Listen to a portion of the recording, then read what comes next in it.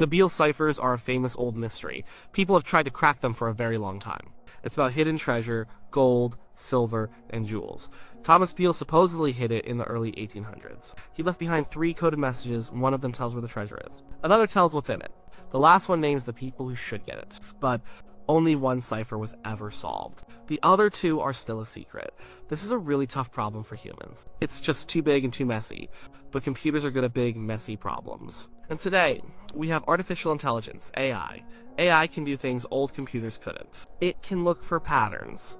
It can understand language. It can sift through tons of information very fast. So maybe AI can finally help crack these old codes. It's a battle between clever human codes and powerful computer brains. Let's talk about the Beale Ciphers first. They started with a story. Thomas Beale was a real person, maybe. The story goes he traveled west in the early 1800s. He found a huge gold and silver mine. He brought the treasure back to Virginia. He buried it there. He wrote down the details in code. He put these coded messages into a box. He left the box with a trustworthy innkeeper named Robert Morris. Beale said he would send a key later, but he never did. Years passed. Morris opened the box. He found the ciphers. He spent 20 years trying to crack them. He failed. Then he gave the papers to a friend. This friend, whose name we don't know, worked on them too. He did solve one cipher. That's the important part. The solved cipher is number 2. It describes the treasure itself, gold, silver, jewels. The friend figured out the key. It was the Declaration of Independence. Not just any copy, but a specific one. Here's how it worked. Each number in the cipher stood for a word in the Declaration. You would count that word, then you would take the first letter of that word. Put all those letters together, and you get the message. It's a type of book cipher.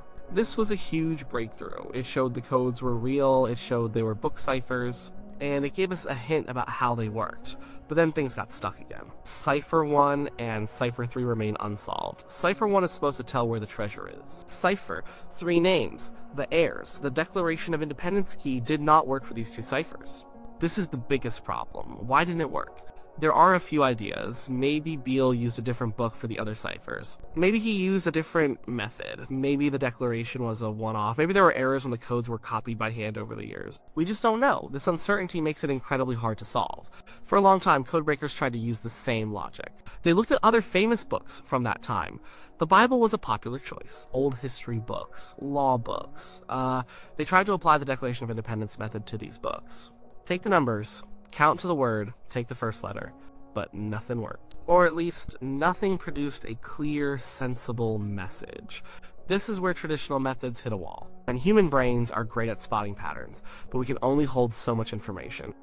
We can only try so many combinations. Imagine trying to read every book published in America before 1820. Then, for each book, imagine trying to decode the cipher using that book. Then imagine trying different rules. What if it's the second letter? What if it's the first letter of every other word? What if the numbers are slightly off? It's too much work for a person, it's too much work for a small team of people. The number of possibilities is just too huge. Early computers helped a bit. They could check combinations faster than a human, but even early computers were limited. They needed clear instructions. They couldn't guess. They couldn't learn. They couldn't understand language. They were good at brute force, checking every possibility if the possibilities were manageable.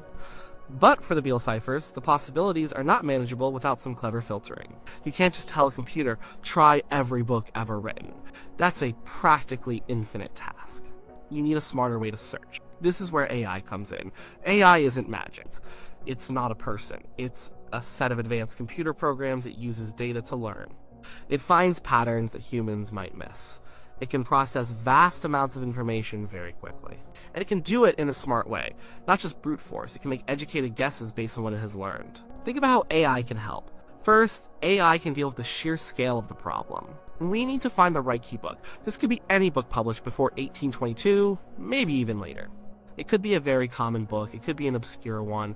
There are thousands and thousands of such books. Many are now digitized. This is good. AI can work with digital text. The first step for AI would be data acquisition and preparation. This means getting all those old books into a format AI can use. Many old books have been scanned and converted to text using optical character recognition, or OCR. OCR isn't perfect. It makes mistakes, and AI can be trained to clean up these OCR errors.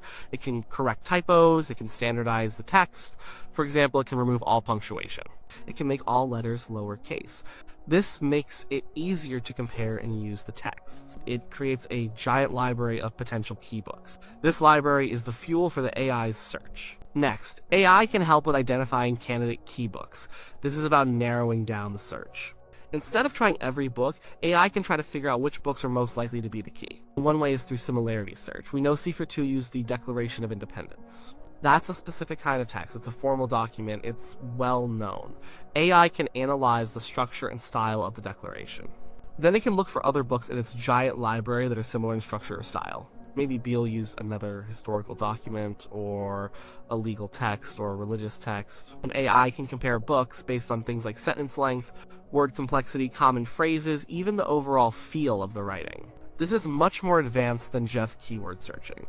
Another method is topic modeling. AI can read all those old books. It can group them by topic. Is it a book about history? About farming? About religion? About travel? If Beale was talking about treasure, maybe he chose a book that had some connection to that theme. Or maybe a book about a specific location he knew. AI can help categorize this huge library of texts. This allows a targeted search. Instead of all books, you can tell AI, focus on books about exploration, or focus on books popular in Virginia. Contextual analysis is another powerful tool. What books were popular in Beale's time and region? What books would a person like Beale likely own or have access to? AI can cross-reference biographical data about Beale if we had more with publishing records from the early 1800s. It can look at circulation numbers, regional popularity, even the types of books found in personal libraries of that era. This helps prioritize the search. It's about finding the needle in a smaller, more relevant haystack. Once we have a refined list of candidate books, the real work begins. This is where we need a special book cipher engine developed with AI principles. This engine would take each candidate book and try to decode ciphers 1 and 3 using it. The engine would apply the logic learned from Cipher 2. For each number in the cipher, it would go to the corresponding word in the candidate book. Then it would extract the first letter. It would do this for every number. This is the basic step. But AI can go further. It can handle variations in the decoding method. What if Beale didn't always use the first letter? What if he sometimes used the second or the third? What if he used the last letter? What if the numbers referred to the nth letter of the nth word? Or the nth sentence? Or what if it's the nth word on a specific page? Or the nth word from the beginning of a chapter? There are many subtle ways a book cipher can be constructed, and AI can systematically try many of these variations. It can learn which variations produce more English-like results. It can adapt its search based on these findings. One very important capability of AI is error tolerance. Old texts have typos. Cipher numbers might have errors. Maybe Beale wrote a 156 but meant 165. Or maybe the numbers were copied wrong. If a single number is off, it can throw off the whole decryption. Traditional methods struggle with this. AI, especially with modern language models, can be designed to allow for a certain percentage of errors or fudged numbers. It can still find meaningful text, even if a few numbers are slightly wrong. It can see the overall pattern emerging despite small imperfections. This is a huge advantage over rigid rule-based systems. The most crucial part of this whole process is evaluating the decrypted text. When the AI spits out a string of letters, how do we know if it's the right answer? Most of the time, it will be gibberish, but if it's the correct key book and method, it should produce meaningful English. This is where natural language processing, NLP, and large language models, LLMs, are essential. Language models are AI programs trained on massive amounts of text. They understand how human language works. They know common words, they know grammar, they know sentence structure. When the AI decodes a sequence of letters, it can feed that sequence into a language model. The language model can then assess its Englishness. Does it look like real English? Does it sound like real English? Is it grammatically correct? Is it coherent? For example, if the AI decodes Sast Ghk El Poi, the language model will say, "This is not English." But if it decodes "the treasure is buried under the old oak tree," the language model will give it a high score for being good English. Des-engram analysis is a simpler form of this. It looks at common sequences of letters and words. Doothith and engage appear often. Do words like the, hand, east appear with normal frequency? An AI can compare the decoded text's n-gram frequencies to known English frequency. If they match, it's a good sign. Beyond just grammar, AI can check for semantic coherence. Does the decoded text make sense in context? If Cipher 1 is supposed to describe a location, does the decoded text contain place names, directions, or landmarks? If Cipher 3 is about heirs, does it contain names, family relationships, or legal terms? AI can look for these specific types of information.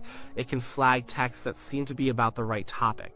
It can look for keywords that relate to treasure, location, or people. AI can also help with anomaly detection. What if parts of the decoded text make sense, but other parts are still gibberish? This could mean there's a two-part code, or that the key book changes midway, or that there are intentional errors. An AI can highlight these inconsistencies for human review. It can point out the section looks good, but this one is messy. Furthermore, AI can go beyond simple book cipher rules and look for hidden patterns. Maybe there's a secondary layer of encryption.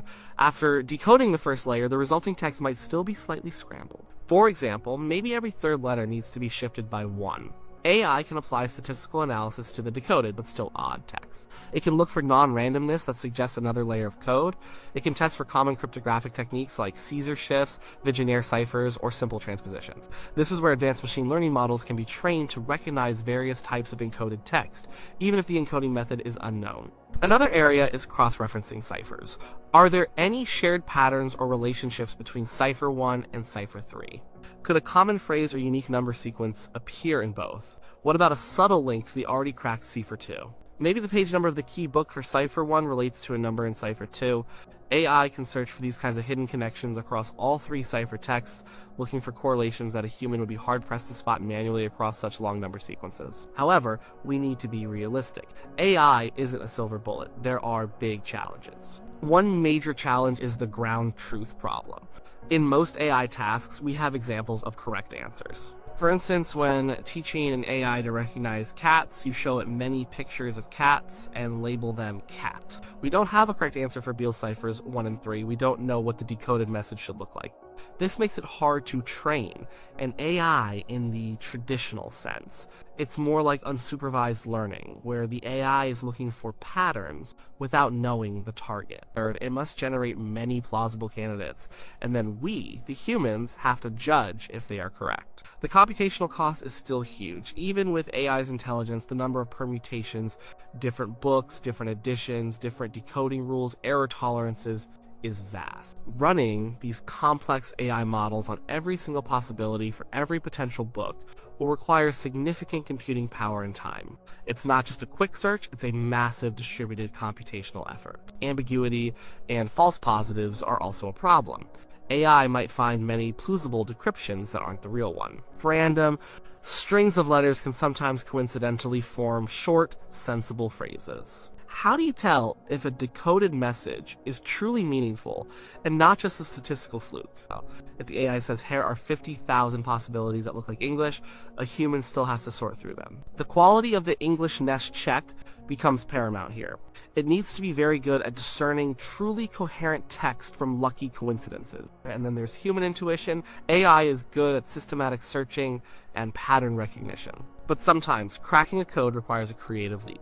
An understanding of human psychology, a specific historical insight that wasn't encoded in the data, the ability to spot a eureka moment that an algorithm might just dismiss as another statistical outlier. His AI can't determine the original intent of Beale.